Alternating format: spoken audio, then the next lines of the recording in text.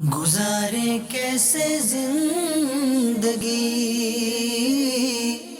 آؤ علماء سے پوچھ لیں، آئے جو مشکل پیش کوئی، آؤ علماء سے پوچھ لیں۔ الحمدللہ رب العالمین والصلاة والسلام علی سید المرسلین، اما بعد فاعوذ باللہ من الشیطان الرجیم، بسم اللہ الرحمن الرحیم۔ الصلاة والسلام علیک یا رسول اللہ، الصلاة والسلام علیک یا حبیب اللہ، الصلاة والسلام علیک یا نبی اللہ وعلی آلک و اصحابک یا نور اللہ۔ میٹھے میٹھے اسلامی بھائیوں، دارالفتاح اہل سنت کے سلسلے میں ایک مرتبہ آپ کو پھر مرحبا کہتے ہیں۔ درود پاک کی فضیلت سنتے ہیں۔ نبی کریم صلی اللہ تعالی علیہ وآلہ وسلم نے ارشاد فرمایا، جو کوئی شخص دن بھر میں مجھ پر 50 مرتبہ درود پاک پڑھے، کل بروز قیامت میں اس کے ساتھ مصافحہ فرماؤں گا۔ صلو علی الحبیب صلی اللہ تعالی علی محمد صلی اللہ تعالی علیہ وآلہ وسلم۔ حضور کالز ہمارے پاس کچھ موجود ہیں، ان کو سلسلے میں شامل کرتے ہیں۔ جی کال سنائیے۔ السلام علیکم ورحمۃ اللہ وبرکاتہ۔ وعلیکم السلام ورحمۃ اللہ وبرکاتہ۔ حضرت، اگر کسی شخص نے اپنے بھائی کا قرضہ ادا کرا اور بھائی سے یہ طے نہیں ہوا ہے کہ بھائی اس کا پیسے کب اس کو واپس کرے گا، تو اس کو کیا اسی حدیث مبارک کے تحت اس روزانہ اتنے ہی پیسے صدقہ کرنے کا ثواب ملے گا؟ جواب عنایت فرمانے، بہت مہربانی ہوگی۔ السلام علیکم ورحمۃ اللہ وبرکاتہ۔ وعلیکم السلام ورحمۃ اللہ وبرکاتہ۔ جی ایک اور کال سنائیے۔ حضور، میرا سوال یہ ہے کہ یہ جملہ بولنا کیسا، اعتراض کے طور پر نہیں، ویسے مطلقاً کہ اللہ تعالیٰ تھکتا نہیں ہے، جیسے عام طور پر بولا جاتا ہے اللہ تعالیٰ سوتا نہیں، تو ایک بندہ اعتراض کے طور پر نہیں کہتا، ویسے ہی کہتا ہے کہ اللہ تعالیٰ تھکتا نہیں ہے، تو اس کے بارے میں کیا حکم؟ جی ضرور عرض کریں گے۔ جی کیا کوئی ایسی حدیث ہے کہ اس کو ہر روز اتنی رقم صدقہ کرنے کا ثواب حاصل ہوگا؟ حدیث پاک میں ہے، سید اعلیٰ حضرت نے ملفوظات شریف میں یہ امام مسند احمد بن حنبل رضی اللہ تعالیٰ عنہ کے حوالے سے یہ حدیث پاک نقل کی ہے کہ اگر کوئی کسی کو کسی پر دین ہے، دین سے کیا مراد ہے؟ مطلب یہ کہ اس نے کوئی سودا معاملہ کیا اچھا، اور اس کا عوض اس نے اس کو دینا ہے، ٹھیک ہے اور اس کی ایک مدت ہے کہ بھئی اتنی مدت میں وہ ادا کر دے گا۔ ٹھیک ہے۔ اگر وہ اس مدت میں ادا نہیں کر پاتا ہے تو جس کا یہ دین ہے اس کو روزانہ اتنے روپے صدقہ کرنے کا ثواب ملے گا۔ سبحان اللہ، سبحان اللہ۔ سید اعلیٰ حضرت رحمۃ اللہ تعالیٰ علیہ نے اپنا بھی معمول نقل فرمایا ہے کہ میرے بھی کچھ لوگوں نے دینے ہیں اور اب میں ان سے مطالبہ نہیں کرتا ہوں، صحیح۔ اس لیے نہیں کرتا ہوں کہ جتنا میرا ان کے اوپر قرضہ ہے مجھے روزانہ اتنا جو ہے وہ پیسے صدقہ کرنے کا ثواب سبحان اللہ، مل جاتا سبحان ہے اللہ۔ کہ میں روزانہ اتنے کروں یا نہ کروں، تو صحیح۔ اس صورت میں مجھے روزانہ صدقے کا ثواب مل جاتا ہے۔ سبحان اللہ۔ تو اس طور پر اگر کسی نے کسی کی ادائیگی کر دی ہے اور پھر اس سے وصول کرنے ہیں، اب اگر جو ہے وہ وصول نہیں ہو رہے جب تک، تو اللہ تعالیٰ کی رحمت سے امید رکھے، اگر اچھی نیت ہوگی تو انشاءاللہ اتنے روپے صدقہ کرنے کا ثواب ملے گا۔ صحیح۔ لیکن حدیث پاک میں الفاظ جو ہیں وہ یہ ہیں کہ مدت گزر جانے کے بعد۔ اچھا، اب ٹھیک ہے۔ یہ فرما رہے تھے کہ مدت انہوں نے طے طے ہی نہیں نہیں کی ہے، تو ان کو اشکال بھی اسی بات کے اوپر تھا کہ مدت طے نہیں کی ایسے، تو حدیث پاک کے الفاظ کے مطابق تو مدت گزر جانے کے بعد کے ہی ہیں۔ صحیح۔ تو اس صورت میں یہ کہ اس حدیث پاک کے اوپر بھی عمل ہو جائے تو وہ مدت طے کر لیں ٹھیک کہ ہے۔ وہ اتنے عرصے میں ادائیگی کرنی ہے، تو اس کے بعد اگر ادائیگی نہیں ہوگی تو انشاءاللہ ان کو بھی روزانہ اتنے روپے صدقہ کرنے کا ثواب ملے گا۔ اچھا، اگر مطالبہ کرتا ہے تو اب بھی ثواب ملے گا؟ یعنی ظاہر ہے کہ مدت کے اندر بھی مطالبہ کیا جا سکتا ہے، مدت ٹھیک ہے۔ کے بعد بھی مطالبہ کیا جا سکتا ہے، لیکن اگر وہ مطالبہ کرتا ہے اور ادائیگی نہیں ہوتی ہے مدت گزر گئی ہے تو اس صورت میں ثواب تو ملے گا حدیث صحیح۔ پاک کے مطابق، اگر ان کی ثواب کی نیت ہے تو۔ سبحان اللہ، تو اس حدیث سے قرض دار کو مہلت دینے کی بھی ترغیب ملتی ہے؟ جی، قرض دار کو مہلت دینے کے تو الگ سے بھی احادیث پاک میں ماشاءاللہ۔ فضائل ہیں سبحان کہ اللہ۔ سرکار صلی اللہ تعالیٰ علیہ وسلم نے ارشاد فرمایا، بخاری شریف کی حدیث پاک ہے کہ ایک شخص جو ہے وہ لوگوں کو قرض دیا کرتا تھا، تو وہ اپنے غلام سے کہتا تھا کہ جب تم لوگوں سے مطالبہ کرنے کے لیے یعنی مانگنے کے لیے جاؤ تو ان سے نرمی سے مطالبہ کرنا، سبحان اللہ۔ اور اگر کوئی نہیں دے سکتا تو اس کو مہلت دے دینا۔ ٹھیک۔ تو حدیث پاک میں آیا کہ جب اس شخص کا انتقال ہوا تو اللہ تبارک و تعالیٰ نے اس کی مغفرت فرما دی سبحان اللہ، سبحان کہ تو دنیا میں لوگوں کو مہلت دیا کرتا تھا یا قرض معاف کر دیا کرتا تھا، تو میں اس بات کے زیادہ میری شان لائق ہے سبحان اللہ، کہ میں تمہیں معاف کر دوں۔ ماشاءاللہ۔ تو مہلت دینے کے تو الگ سے فضائل سبحان اللہ۔ فضائل و برکات ہیں ہی، لیکن اس میں یہ ہے کہ قرض دار جو قرض ادا نہیں کر پا رہے اور جس نے لینا ہے تو وہ یہ نیت کر لے، یعنی کہ اس میں بہت سارے لوگ اپنے آپ کو کوس رہے ہوتے ہیں کہ ہم نے دیا کیوں۔ اچھا، بالکل۔ اب ایک تو یہ ہے کہ سامنے والا جو ہے وہ ہونے کے باوجود نہیں دے رہا تو وہ صحیح، ظلم کر رہا ٹھیک ہے، ہے۔ اور ایک یہ ہے کہ اس کے پاس ہے نہیں، تو اس صورت میں مہلت دینا بھی واجب ہے صحیح۔ کہ جب اس کے پاس آ جائیں مہلت دینا واجب ہے۔ مہلت دینا واجب ہے، جو صحیح۔ تنگ دست ہو اس کو ٹھیک۔ مہلت دینا واجب ہے کہ صحیح۔ جب تک وہ اس کے پاس اتنی حیثیت نہیں ہو جاتی تو اس وقت تک اس کو مہلت دی جائے گی۔ ٹھیک ہے۔ تو اس صورت میں بعض لوگ کو اپنے آپ کو جو ہے وہ کوسنے دے رہے ہوتے ہیں کہ قرض دیا کیوں، یا بعض اس لیے دیتے ہی نہیں ہیں کہ پھر جو ہے ملیں وہ گے نہیں۔ مدت کے اندر واپس ہی نہیں ہوگا۔ تو قرض دینا اولاً تو یہ ایک مسلمان کے ساتھ خیر خواہی اور بھلائی کا صحیح۔ کام ہے کہ مسلمان کی خیر خواہی ہو رہی ہے اور اچھی نیت سے دے گا، انشاءاللہ ثواب کا حقدار ہوگا، اور دوسرے مسلمان کی حاجت روائی ہو رہی ہے اور اس کی حاجت روائی ہوگی، اس کا دل خوش ہوگا، دعائیں دے گا، تو یہ بھی ثواب کا کام ہے۔ اور دوسرا یہ کہ دیتے وقت یہی نیت کر لیں کہ جب مجھے یہ ادائیگی نہیں کر سکے گا تو اب اگر میں کسی کو لاکھوں دے رہا ہوں تو لاکھوں اللہ کے بندے ہوں گے جو لاکھوں بھی روزانہ صدقہ صحیح۔ کرتے ہوں گے، سبحان اللہ۔ لیکن ایک عام آدمی جو ہے وہ عموماً لاکھوں روزانہ صدقہ نہیں کرتا ہے یا ہزاروں روزانہ صدقہ نہیں کرتا ہے۔ صحیح۔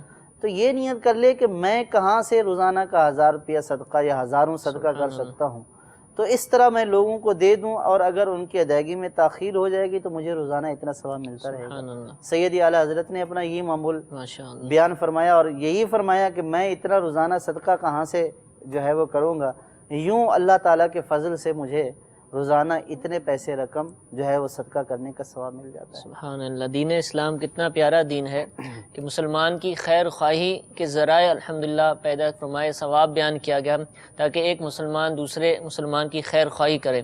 ضرور اسی ضمن میں ارشاد فرمائیے کہ اگر کسی کو قرض دیا ہوا ہے اور مہلت بھی اس کو مدت بھی متعین کر دی کہ 1 ماہ بعد 2 ماہ بعد دوں گا، تو کیا اب مطالبہ نہیں کر سکتا؟ جس کو قرض دیا ہوا ہے تو اس سے مدت سے پہلے بھی مطالبہ کر سکتا ہے۔ ٹھیک ہے۔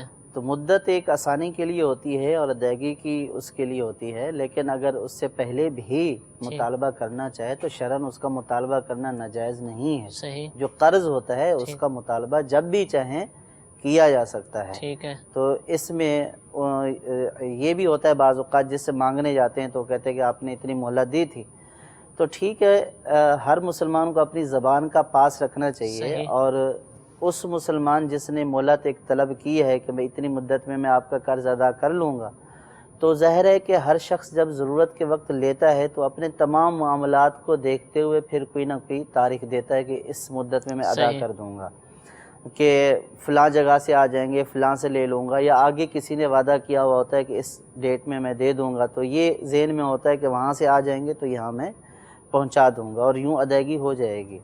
لیکن اب اگر اس دینے والے کو ضرورت پڑ گئی ہے تو اس کو یہ نہیں کہا جا سکتا کہ آپ وقت سے پہلے مطالبہ کیوں کر رہے ہیں۔ صحیح۔ ہاں، ان کو خود سے یہ سوچنا چاہیے کہ ایک مسلمان کو انہوں نے ایک زبان دی ہے کہ بھئی اتنے عرصے میں آپ سے لے لوں گا، تو یہ اپنی زبان کا پاس کریں تو بہت اچھی بات ہے، لیکن اگر وہ پہلے لینا چاہیں اور اگرچہ ان کو حاجت نہیں ہے تب بھی ان کا یہ مطالبہ کرنا ناجائز نہیں ہے۔ ٹھیک ہے۔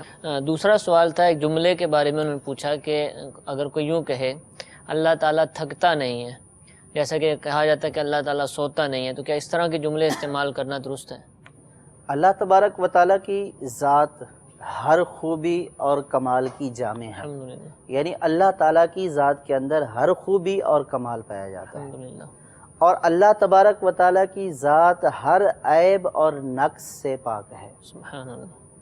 تو اللہ تبارک و تعالیٰ جو ہے وہ سونے سے بھی پاک ہے، صحیح، اللہ تبارک و تعالیٰ تھکنے سے بھی پاک ہے۔ ٹھیک ہے، یہ تھکنے میں ایک جو ہے وہ عجز کا پہلو اور نقصان کا پہلو پایا جا رہا صحیح، ہے، اور اللہ تبارک و تعالیٰ عجز نقصان والے پہلو سے اللہ تبارک و تعالیٰ کی ذات سبحان اللہ، پاک ہے۔ سبحان اللہ، یہ ہر مسلمان کا عقیدہ ہونا چاہیے، اور یہ عقائد میں سے ہے کہ اللہ تبارک و تعالیٰ کے اندر ہر خوبی اور ہر کمال ہے، اور اللہ تبارک و تعالیٰ ہر عیب اور ہر نقص سے پاک ہے۔ صحیح، بلکہ یہاں تک فرمایا کہ جو نہ خوبی ہے نہ کمال ہے ٹھیک تو ہے، وہ بھی اللہ تبارک و تعالیٰ اس سے بھی پاک ہے۔ تو یہ اللہ تبارک و تعالیٰ تھکتا نہیں ہے، صحیح، تو یہ بطور اعتراض یا بطور شک شبہ نہیں ہے، تو اس میں کوئی حرج نہیں ہے ٹھیک کہ ہے، یہ اللہ تبارک و تعالیٰ کی خوبی ہے، صحیح، اللہ تبارک و تعالیٰ کا یہ کمال ہے۔ سبحان اللہ، اور اسی طرح اللہ تبارک و تعالیٰ سوتا نہیں ہے، یہ بھی اللہ تبارک و تعالیٰ کی خوبی اور کمال ہے۔ تو اس طور پر بیان کرنا یہ تو مسلمانوں کا عقیدہ ہے، عقیدے کا بیان ہے، صحیح، تو یہ تو ایک ذہن کے اندر راسخ بھی ہونا چاہیے کہ اللہ تبارک و تعالیٰ ان اوصاف سے متصف ہے، صحیح، اور اللہ تبارک و تعالیٰ ان عیوب سے پاک ہے۔ یہ ہر مسلمان کو اس کا علم ہونا چاہیے، ٹھیک ہے، اور اس طور پر اگر کوئی بیان کرتا ہے تو شرعاً اس میں کوئی حرج نہیں ہے۔ اچھا حضور، کوئی ہمارے مدنی چینل کے ناظرین موجود ہیں، یہ تو ایک جملے کے بارے میں آپ نے حکم ارشاد فرمایا، کوئی ایسی کتاب ہو کہ جس میں ہم پڑھ سکیں اور اس کے اندر اللہ تعالیٰ کی ذات و صفات سے متعلق جملے وغیرہ کے کون کون سے جملے ایسے ہیں کہ جو بولنا جائز نہیں ہے، کفر ہے یا منع ہے، کوئی ایسی کتاب ہو تو آپ ارشاد فرمائیے۔ صرف اللہ تبارک و تعالیٰ کی ذات سے متعلق صحیح، نہیں ہے، مسلمان کا ایک عقیدہ ہے، وہ اللہ، اس کے رسول، کتابوں، ملائکہ، یوم آخرت پر ایمان لایا ہے، تقدیر ٹھیک ہے، پر ایمان لایا ہے۔ تو ان ساری چیزوں کا علم رکھنا جو ہے جو اس کے اوپر ضروری ہے۔ ٹھیک ہے، عقیدے کی تکمیل ہی اس وقت ہوگی کہ جب وہ ایمان جو لایا ہے اس ایمان لانے کی آگے تفصیل کیا ہے۔ جیسے اللہ ایمان تبارک و مفصل میں تعالیٰ، الفاظ ہم پڑھتے ہیں، اللہ تبارک و تعالیٰ پر ایمان لائے ہم، صحیح، تو اللہ تبارک و تعالیٰ ایک ہے، اور اس کے علاوہ اللہ تبارک و تعالیٰ کے لیے کون کون سی جو ہے وہ اوصاف ہیں، صحیح، کون کون سی خوبیاں ہیں، اللہ تبارک و تعالیٰ کے لیے کن کن چیزوں کا ہم نے ثبوت کرنا ہے اور کن کن چیزوں کی نفی کرنی ہے، ٹھیک ہے، یہ مسلمانوں کے بنیادی عقائد میں شامل ہے۔ صحیح، اسی طرح انبیاء علیہم السلام پر ہم ایمان لائے ہیں، تو انبیاء علیہم السلام پر ایمان لانے سے کیا مراد ہے؟ انبیاء علیہم السلام کن اوصاف کے حامل ہیں؟ انبیاء علیہم السلام کے لیے کون سی بات کہنا کفر ہو جائے گا؟ اسی طرح اللہ تبارک و تعالیٰ کی کتابیں ہیں، ان کتابوں کے اوپر ایمان کس طرح لانا ہے، اور کن کن چیزوں کی نفی کرنی ہے، کن کن چیزوں کا ثبوت رکھنا ہے، اور کن کن چیزوں کا ماننا ہمارے اوپر بالکل فرض ہے، اور اگر ہم جو ہے وہ ان کا انکار کریں گے یا شک و شبہ ہوگا تو اس میں ہمارا ایمان چلا جائے گا۔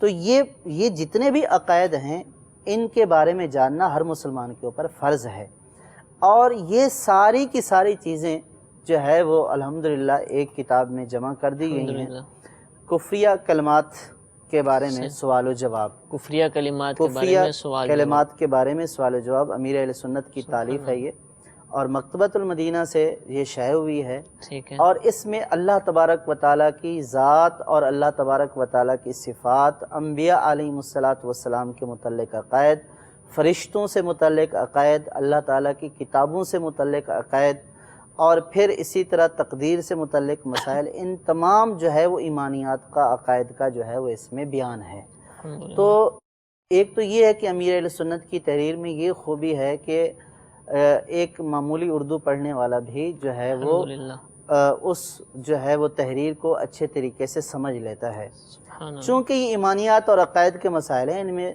ہو سکتا ہے کہ بہت سارے مسائل جو ہے وہ سمجھ میں نہ آئیں، بالکل، لیکن ان میں بہت ساری باتیں جو ہیں وہ سمجھنے والی ہیں، تو جو سمجھ میں آ جائیں ٹھیک، جن کی ٹھیک ہے، تفصیل کی مزید ضرورت ہو تو وہ پھر علماء سے رابطہ کرے۔ تو صحیح مکتبۃ المدینہ کی شائع کردہ کفریہ کلمات کے بارے میں سوال و جواب، صحیح یہ کتاب جو ہے وہ اپنے جو ہے وہ عقائد کو مضبوط کرنے کے حوالے سے ٹھیک۔ اللہ تعالیٰ کی صفات اور جن جن چیزوں کے اوپر ہم نے عقیدہ رکھنا ہے اور اس کی تفصیل کیا ہے، یہ ہر مسلمان کے پاس ہونی چاہیے، صحیح اور ہر مسلمان کو اپنے بچوں کو بھی یہ تلقین کرنی چاہیے کہ وہ اس کتاب کا مطالعہ کریں۔ صحیح اور ہمیں بھی اگر مطلب یہ کہ بہت سارے لوگ جو ہے وہ سوال و جواب کرتے ہیں کہ یار یہ بتا دیں اللہ تعالیٰ کے بارے میں، اور ہمارے عرف عام میں یعنی کہ ہمارے عام معاشرے میں بہت سارے ایسے جملے رائج ہیں کہ جو کفریہ کلمات ہیں۔ استغفر اللہ تو استغفر اللہ۔ اس کتاب کو پڑھنے سے ہمیں عقائد کے بارے میں بہت سا علم حاصل ہو جائے گا، انشاءاللہ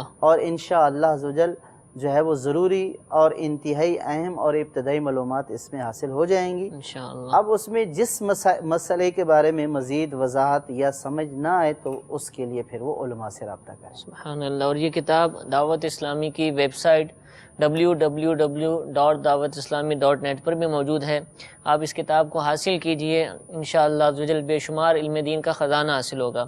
اس کے علاوہ بھی الحمدللہ ہمارے اسی سلسلے کے اندر متعدد بار عقائد سے متعلق سلسلے الحمدللہ کیے گئے۔ ابھی کچھ عرصہ پہلے بھی عقائد کی پوری سیریز چلی تھی، اللہ تعالیٰ سے متعلق عقائد، فرشتے، انبیاء کرام، کتب، تو وہ سلسلے بھی آپ دارالفتہ اہل سنت کے نام سے دعوت اسلامی کی ویب سائٹ سے حاصل کر سکتے ہیں۔ ان سلسلوں کے اندر بھی ان عقائد کی الحمدللہ وضاحت کی گئی ہے۔ اسی طرح الحمدللہ دعوت اسلامی کے عالمی مدنی مرکز میں کچھ عرصہ پہلے، چند سال پہلے، فرض علوم کورس کا انعقاد کیا گیا تھا۔ اس فرض علوم کورس کی جو ہے وہ میموری کارڈ الحمدللہ مکتبۃ المدینہ پر دستیاب ہے۔ اس فرض علوم کورس کے اندر بھی عقائد سے متعلق الحمدللہ بے شمار سلسلے کیے گئے تھے، تو آپ وہ میموری کارڈ حاصل کیجئے۔ نہ صرف عقائد سے متعلق معلومات حاصل ہوں گی، دیگر عبادات اور معاملات سے متعلق بھی اس میموری کارڈ کے ذریعے علم دین کا خزانہ حاصل ہوگا۔ تو الحمدللہ دعوت اسلامی بہت سارے ذرائع کے ذریعے ہمیں فرض علوم سکھانے کی کوشش کرتی ہے، جیسا کہ ابھی آپ نے مفتی صاحب کے زبان مبارک سے سنا کہ اگر سمجھ نہ آئے تو علماء سے پوچھئے۔ تو ایسا بھی تو ہو سکتا ہے کہ ہم بھی علماء میں شمار ہو جائیں، ہمارا شمار بھی علماء میں ہو، لوگ ہم سے سوال کریں، ہم اپنی اصلاح خود کرنے کے قابل ہو جائیں۔ تو اس کا بھی ذریعہ الحمدللہ دعوت اسلامی مہیا کرتی ہے جامعۃ المدینہ، جس کے اندر عالم کورس یعنی درس نظامی کا الحمدللہ انعقاد ہوتا ہے۔ جامعۃ المدینہ پاکستان میں اور دنیا بھر میں جہاں جہاں بھی موجود ہیں، چاہے وہ اسلامی بھائیوں کے ہوں چاہے اسلامی بہنوں کے، ان میں داخلے جاری ہیں۔ 8 سال کا عالم دین کا کورس کروایا جاتا ہے، آپ اس کے اندر داخلہ لے سکتے ہیں اور اس کورس کے ذریعے عالم بننے کی سعادت حاصل کر سکتے ہیں۔ اللہ تعالیٰ سے دعا ہے کہ ہمیں ان ذرائع کو حاصل کرنے، ان کے ذریعے علم دین کو حاصل کرنے، دوسروں کو سکھانے کی توفیق عطا فرمائے۔ جی مزید کچھ کال سلسلے میں شامل کرتے ہیں، یہ کال سنائیے۔ ابھی میرے پاس پیسے ہیں مثلا 20-25 لاکھ ہیں اور زیور بھی ہے، حالانکہ میں نے اکیلے نے وہ کمائے ہیں، لیکن ہم بھائی گھر میں اکٹھے ہیں، سبھی کی ملکیت میں ہیں، وہ 3 بھائی ہیں، ابھی ایک بہن بھی ہے، ان کی شادی کرنی ہے، تو زیور بھی ہے گھر میں، کچھ بھابھیوں کے پاس ہے، کچھ یعنی پورے گھر کا پورے بھائیوں میں کی ملکیت ہے وہ زیور بھی۔ اس کا زکوٰۃ کا کیا حساب ہوگا؟ یعنی میں کمائے میں نہیں ہے لیکن میرے اکیلے کی ملکیت نہیں ہے۔ اچھا جی انشاءاللہ عرض کرتے ہیں۔ جی ایک اور کال سنائیے۔ مفتی صاحب کی بارگاہ میں میرا سوال ہے کہ نماز میں اگر تکبیر تحریمہ میں لفظ اللہ اکبر کہنا بھول گئے اور رکعت باندھ دی پھر یاد آیا تو اس صورت میں کیا کریں؟ اور اسی طرح اگر امام کے پیچھے نماز پڑھ رہے اور دوران بھی لفظ اللہ اکبر کہنا بھول گئے پھر دوران نماز یاد آیا تو پھر کیا کریں؟ جی ضرور عرض کریں گے۔ 25 لاکھ روپیہ ہے، اب یہ فرما رہے ہیں کہ کمائی تو میں نے ہے لیکن ملکیت وقیہ 2 جو بھائی ہیں 3 بھائی ان کی بھی ہے، بہن کی شادی بھی کرنی ہے، کچھ سونا بھی ان کے پاس موجود ہے، زیور موجود ہے، تو اب زکوٰۃ کون دے گا؟ ملکیت تو سب کی ہے۔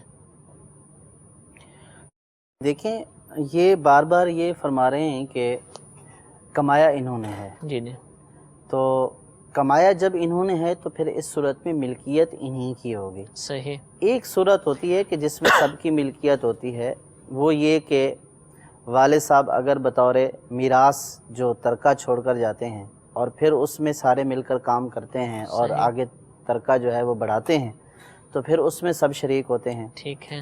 تو باقی یہ کہ اگر ایک شخص نے کمایا ہے تو وہ در حقیقت ملک اسی کی ہے۔ صحیح۔ ہاں یہ کہ اگر اس نے آگے اپنے بھائیوں کو بطور تحفہ دے دیا، صحیح ان کی جو ہے وہ تحفہ دے کر ان کے قبضے میں دے دیا، صحیح تو اس صورت میں جس کو جتنا دے دیا وہ اس کا ہو جائے گا۔ ٹھیک ہے، اور اگر نہیں دیا اور کمایا انہوں نے ہے تو یہ انہی کی ملک میں ہے۔ صحیح یہ اگرچہ کہ یہ سمجھتے ہیں کہ سب کی ملک میں ہے، یا یہ سمجھتے ہیں کہ یہ سب کا ہے، لیکن وہ سب کا نہیں ہے۔ ٹھیک ہے، اب اس میں یہ بھی فرما رہے ہیں کہ جیسے بھابھیوں کے پاس زیور ہے، جی جی اب جو بھابھیوں کو زیور دے دیا، جیسے فرض کیا کہ کمایا انہوں نے، لیکن بھائی کی شادی ہو رہی ہے تو بھائی کو دے دیا کہ بھائی آپ جو ہے وہ اپنی بیوی کو دے دیں۔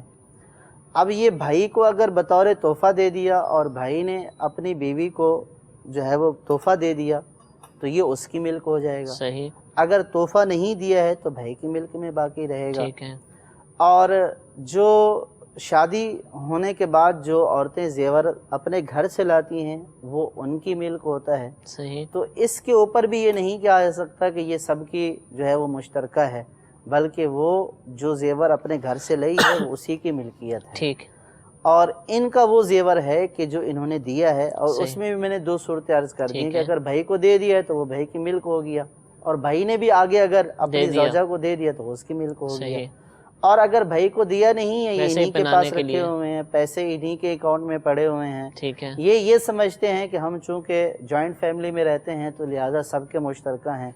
عموماً ایسا ہوتا بھی ہے کہ بھائی فرق نہیں کرتے ہیں، لیکن فرق نہ کرنا یہ اور بات ہے، ملکیت ہونا اور بات ہے۔ صحیح، تو اب یہ زکوٰۃ کے حوالے سے انہوں نے جی مسئلہ پوچھا تھا، تو زکوٰۃ ہوتی ہے ملکیت کے اوپر، ٹھیک ہے، تو جو اس کا مالک ہوگا اس صورت میں وہی جو ہے وہ اسی کے اوپر زکوٰۃ لازم ہوگی۔ ٹھیک ہے، اب اگر یہی مالک ہیں جیسا کہ صورت سے لگ رہا ہے تو پھر زکوٰۃ انہی کے اوپر ہے، صحیح، بھائیوں کے اوپر زکوٰۃ نہیں ہے۔ اور اگر بھائیوں کے قبضے میں دے دیا ہے، الگ کر کے جدا کر کے بھائیوں کے حوالے کر دیا ہے، تو جو بھائیوں کو مل چکا ہے وہ بھائیوں کی ملکیت میں صحیح، چلا گیا ہے۔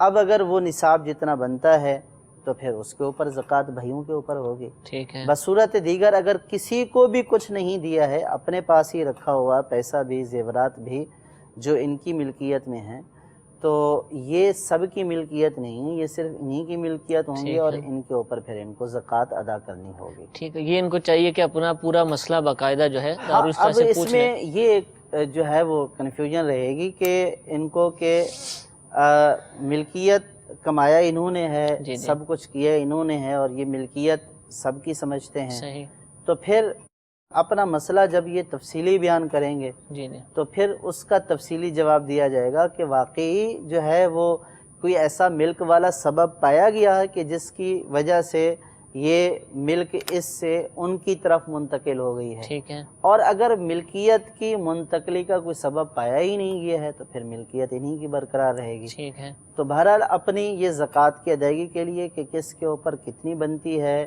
اور کس گھر والے کے پاس کتنی رقم ہے، صحیح، تو وہ پھر اس کی الگ سے بھی پھر جو ہے وہ تفتیش جب پوچھا جاتا ہے کسی مفتی صاحب سے تو وہ پھر اس کے بارے میں مکمل پوچھتے ہیں کہ بھئی آپ کے پاس کیا ہے، آپ کی زوجہ کے پاس کیا ہے، آپ نے جو ہے وہ زوجہ کو کتنا دیا، زوجہ گھر سے کتنا لئی ہیں، تو پھر اس صورت میں پوری تفصیل بتائی جائے گی کہ ہاں فلاں کے اوپر اتنی بنتی ہے یا فلاں کے اوپر نہیں بنتی ہے، آپ کے اوپر اتنی بنتی ہے یا آپ کے اوپر نہیں بنتی ہے۔ ٹھیک ہے، یہ پوری صورتحال بیان کرنے کے بعد جو ہے وہ ٹھیک، بیان کیا جائے گا۔ تو ان کو چاہیے کہ دارالفتہ اہل سنت میں رابطہ کریں۔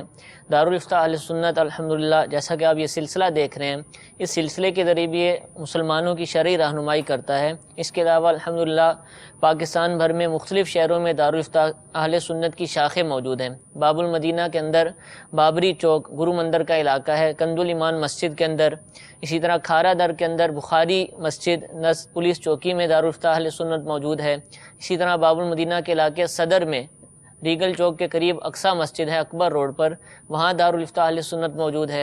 اسی طرح کورنگی نمبر 4 کے اندر رضا مسجد ہے، اس میں بھی الحمدللہ دارالفتہ اہل سنت موجود ہے۔ حیدرآباد کے اندر بھی دارالفتہ ہے، گلزار طیبہ سرگودا کے اندر بھی دارالفتہ اہل سنت موجود ہے۔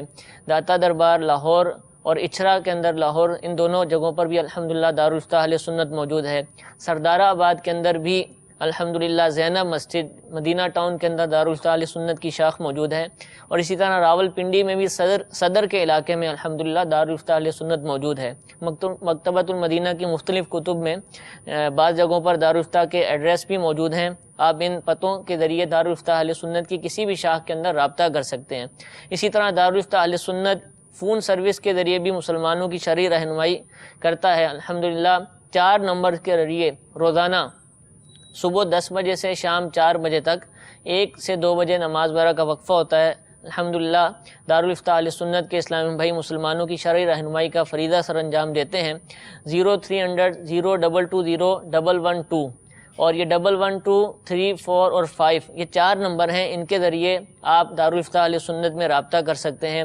میل آئی ڈی کے ذریعے بھی دارالفتہ اہل سنت کے اندر رابطہ کیا جا سکتا ہے، darulftah@dawatIslami.net۔ تو الحمدللہ عز و جل بہت سارے ذرائع دارالفتہ اہل سنت کے ہمارے پاس موجود ہیں، کسی بھی ذریعے سے آپ اس سلسلے کے ذریعے دیگر ذرائع کے ذریعے اپنے مسائل سے متعلق شرعی رہنمائی حاصل کر سکتے ہیں۔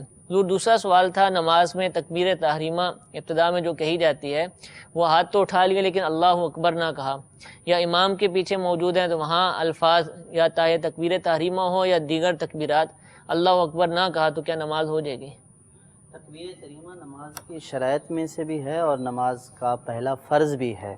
ٹھیک ہے، اگر تکبیر تحریمہ سے ابتدا نہیں کی ہے تو پھر اس صورت میں نماز نہیں ہوگی، لیکن تکبیر تحریمہ میں لفظ اللہ اکبر کہنا واجب ہے، صحیح، اور الفاظ کے ساتھ بھی تکبیر تحریمہ کی ابتدا ہو سکتی ہے، جیسے اللہ العظیم بھی کہہ دیا تو اللہ العظیم اس سے بھی تو نماز اس شروع ہو سے جائے بھی گی۔ نماز شروع ہو جائے گی، اچھا۔ لیکن لفظ اللہ اکبر کہنا واجب ہے، ٹھیک اور ہے۔ اگر اس کو چھوڑ دیا ہے یعنی اللہ اکبر کے بجائے دوسرا لفظ بول دیا ہے تو نماز تو شروع ہو جائے گی صحیح۔ لیکن واجب کا ترک ہو جائے گا۔ ٹھیک ہے، اور اگر بالکل جو ہے وہ کوئی تکبیر بولی ہی نہیں ہے، ایسے ہاتھ باندھ کر کھڑا ہو گیا ہے تو ٹھیک ہے۔ پھر اس سے ابھی اس کی نماز کی ابتدا ہوئی ہی نہیں ہے، صحیح، اور یہ تکبیر تحریمہ اس کو کہا جاتا ہے۔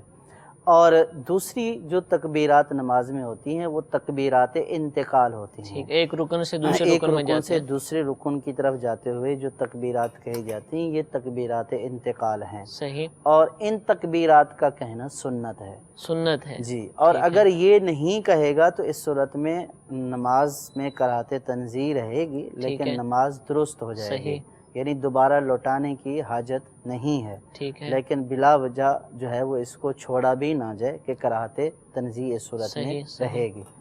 اور تکبیرات انتقالات میں جو ہے وہ صرف 2 تکبیریں جو ہے وہ واجب ہوتی ہیں، وہ عیدین کی دوسری رکعت کی جو رکوع کی تکبیریں ہوتی صحیح، ہیں یہ واجب ہیں۔ ٹھیک ہے، عید کی جب نماز پڑھیں گے، جب عید کی نماز دوسری پڑھیں گے رکعت تو کی، جو دوسری رکعت کی رکوع کی جب تکبیر رکوع میں ہم جائیں گے رکوع تو میں اس وقت جائیں گے تو وہ والی تکبیر واجب واجب ہے۔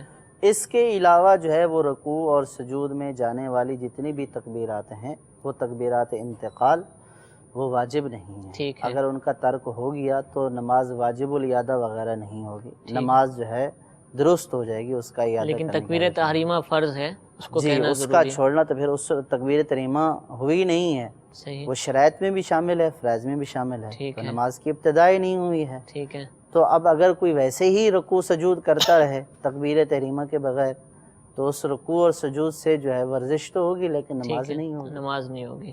تو یہ تکبیر تحریمہ جو ہم نے کہنی ہے اس میں آواز بھی آنا ضروری ہے کہ دل میں کہہ لیں تو کافی ہو دیکھیں جائے گی؟ تکبیر یا جو بھی اذکار ہیں ٹھیک ہے، جو بھی پڑھنے کا کہا گیا ہے ان میں یہ ہے کہ کم از کم اتنا کہے کہ اپنے کان سن لیں، ٹھیک ہے، جبکہ بہرا نہ ہو یا صحیح۔ اتنا شور نہ ہو کہ بولنے کے باوجود بھی کانوں تک آواز یعنی نہیں یہ آواز جا رہی۔ نکالے گا بھلے وہ بہرا ہے یا شور ہاں، ہے، یعنی لیکن کہ اگر یعنی بہرا پن نہیں نہ ہے، ہوتا۔ شور شرابہ نہیں ہے تو اتنی آواز ہو کہ اس کے اپنے کان سن لیں۔ ٹھیک ہے، تو یہ جب بھی جو ہے وہ جیسے قرآت فرض ہے تو اب یہ جیسے لوگ کہتے ہیں کہ ہم دل میں پڑھتے ہیں ٹھیک تو ہے، وہ پڑھنا نہیں کہلاتا صحیح۔ ہے، تو جب وہ یعنی کہ پڑھنا ہی نہیں کہلائے گا تو اب وہ فرض اگر چھوٹ گیا تو پھر اس صورت میں نماز ہی نہیں صحیح۔ ہوگی۔ اسی طرح جو واجب اذکار ہیں وہ اگر نہیں کیے ہیں تو واجب کا ترک ہو جائے گا، ٹھیک ہے، اور جو سنت اذکار ہیں وہ اگر اتنے الفاظ میں نہیں بولے تو سنت کا ترک ہوگا، صحیح، جو مستحب اذکار ہیں وہ اگر اتنے الفاظ سے نہیں بولے تو کہ مستحب کا ترک ہو جائے گا۔ ٹھیک ہے، تو جب بھی پڑھنا کہا جائے گا تو پڑھنے کی ڈیفینیشن ہی یہی ہے، پڑھنا کہا ہی اسی کو جاتا ہے کہ کم از کم اتنا بولے کہ اپنے کان سن لیں، اور اگر اتنی بھی الفاظ نہیں ہیں، اتنی آواز نہیں ہے تو وہ پھر پڑھنا ہی نہیں ہے، ٹھیک ہے، اور پڑھنا ہی نہیں ہے تو پھر اگر فرض کا ترک ہو جائے گا تو پھر نماز میں فرض کا ترک جو ہے وہ نماز بالکل ہی ختم، اور اگر واجب کا ترک ہو جائے گا، اب واجب جان بوجھ کر کیا ہے تو پھر واجب الادا رہے گی، صحیح، اور دوبارہ اگر پڑھنی بھول پڑے کر گی، کیا ہے تو پھر سجدہ صاحب کرنا پڑے گا، ٹھیک ہے، اور سنت کا ترک اس طرح کرتا رہے گا تو پھر قرأت تنزیہ ہوتی رہے گی۔ صحیح، تو اس لیے جو بھی اذکار پڑھنا کہا جائے یا کہا جاتا ہے کہ بھئی یہ پڑھا جائے، یہ بولا جائے، تو اس سے مراد یہی ہوتی ہے کہ اتنی آواز سے کم از کم اتنی آواز ہونی چاہیے کہ اپنے کان سن لیں۔ ٹھیک ہے، جزاک اللہ۔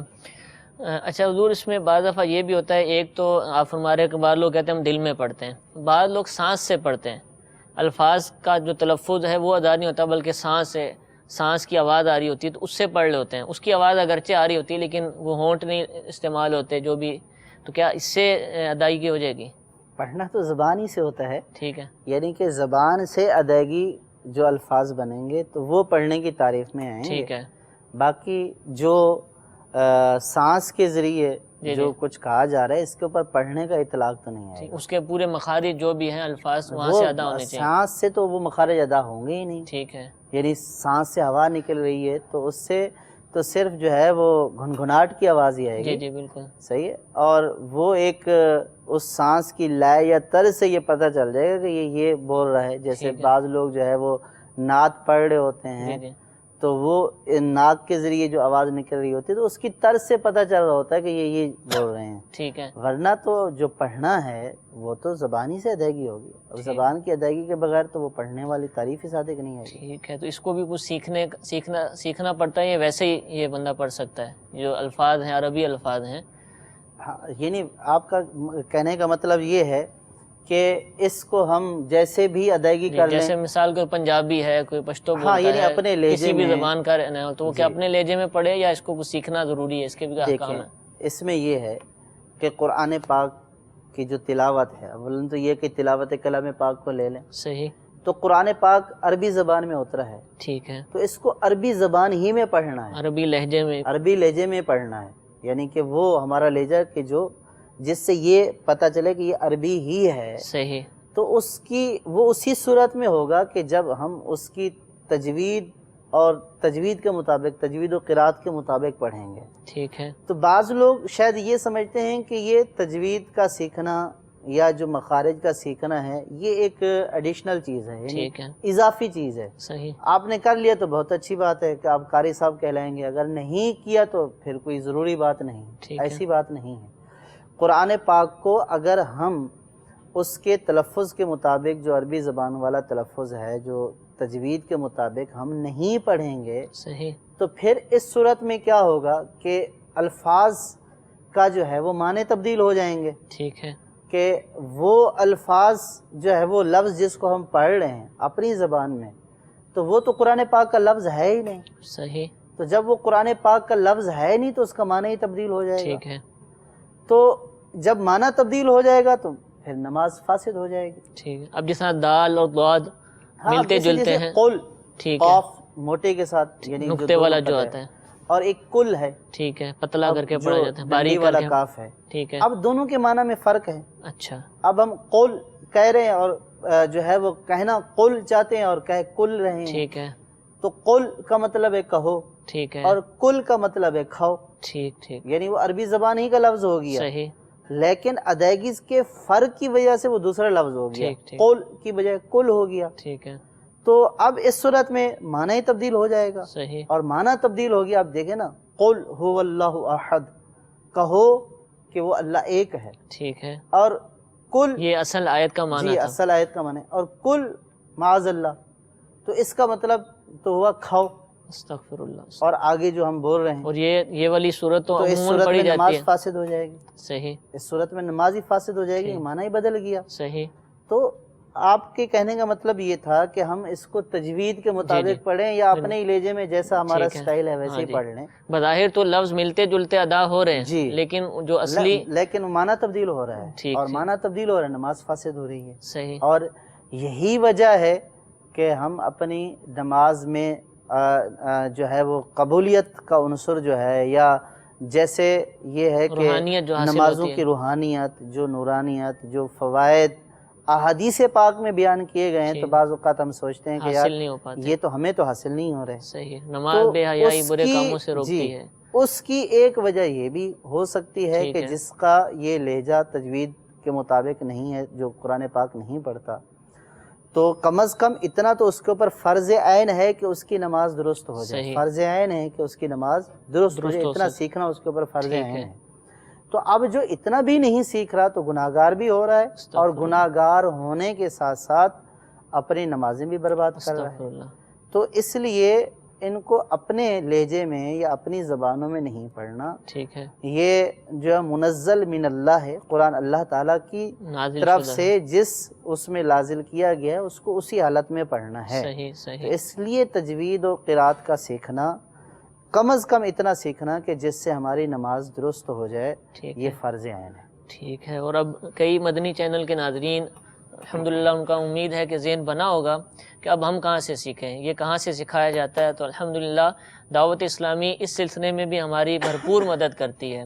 برسوں سے الحمدللہ دعوت اسلامی کے اندر مدرسۃ المدینہ برائے بالغان، یعنی چھوٹے بچوں کو تو ہم قرآن پاک سیکھنے سکھانے کے لیے قاری صاحبان کے پاس بھیج دیتے ہیں، لیکن جو بڑی عمر کے ہوتے ہیں، جو قرآن صحیح پڑھنا نہیں جانتے، یا پہلے پڑھا تو ہوا تھا لیکن اب جب سنا کہ تلفظ کے ساتھ پڑھنا ضروری ہے، اس کے بغیر نماز وغیرہ درست نہیں ہو سکتی، تو اب ذہن بنتا ہے لیکن کہاں جائیں. تو الحمدللہ دعوت اسلامی اس کے لیے بھی ہماری مدد فرماتی ہے. مدرسۃ المدینہ برائے بالغان دنیا بھر میں الحمدللہ ہزاروں مقامات پر روزانہ مختلف اوقات میں، اکثر جگہ عشاء کی نماز کے بعد ہوتا ہے، بعض جگہ فجر کی نماز کے بعد بھی ہوتا ہے. تو مختلف جگہوں پر مختلف اوقات ہیں. عموماً عشاء کی نماز کے بعد 40 منٹ کا 41 منٹ کا یہ مدرسہ الحمدللہ مساجد میں لگایا جاتا ہے، جس میں بالغ اسلامی بھائی جو بڑی عمر کے ہیں ان کو قرآن پاک سکھایا جاتا ہے. تو ہم سارا دن جو ہے دنیا کے معمولات کے اندر مصروف رہتے ہیں، اپنا سارا وقت اس میں صرف کر دیتے ہیں. جو بنیادی چیز ہے نماز ہے، جو ہم پر فرض ہے، جو قرآن پڑھنا جس کے اتنا زیادہ ثواب بیان کیا گیا ہے، اس کے سیکھنے کے لیے بھی ہمیں وقت نکالنا چاہیے.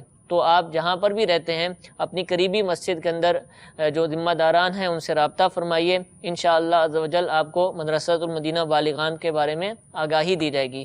اور یہ مدارس جو ہیں یہ اسلامی بھائیوں کے لیے نہیں ہیں بلکہ اسلامی بہنوں کے لیے بھی ہوتے ہیں. مختلف گھروں کے اندر، مختلف علاقوں کے اندر دن کے اوقات میں ان مدارس کا اہتمام کیا جاتا ہے. تو جو علاقے کی اسلامی بہنیں ذمہ داران وہ اسلامی بہنوں سے رابطہ کر کے ان کے اندر داخلہ لے سکتی ہیں. اور بہت سارے ممالک ایسے ہیں کہ جہاں پر اس طرح اہتمام نہیں کیا جاتا، تو ان کے لیے بھی الحمدللہ دعوت اسلامی نے اہتمام کیا ہوا ہے. مدرسۃ المدینہ آن لائن، آپ دعوت اسلامی کی ویب سائٹ پر جائیے، مدرسۃ المدینہ آن لائن کے پیج پر جا کر اس کے بارے میں معلومات حاصل کر سکتے ہیں. دنیا بھر کے مسلمان اس سے استفادہ کرتے ہیں. بے شمار اسلامی بھائی آن لائن یعنی انٹرنیٹ کے ذریعے الحمدللہ دعوت اسلامی کے مدرسین مبلغین سے روزانہ تجوید کے ساتھ قرآن پاک سیکھنے کی سعادت حاصل کرتے ہیں. تو اس ذریعے کے ذریعے بھی آپ قرآن پاک درست انداز سے سیکھ سکتے ہیں.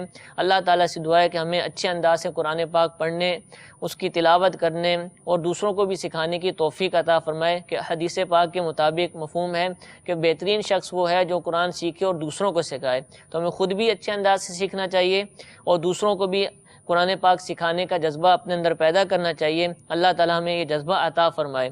اللہ تعالیٰ سے دعا ہے کہ جو کچھ سنا اس کو یاد رکھنے، عمل کرنے کی توفیق عطا فرمائے. آمین بجاہ النبی الامین.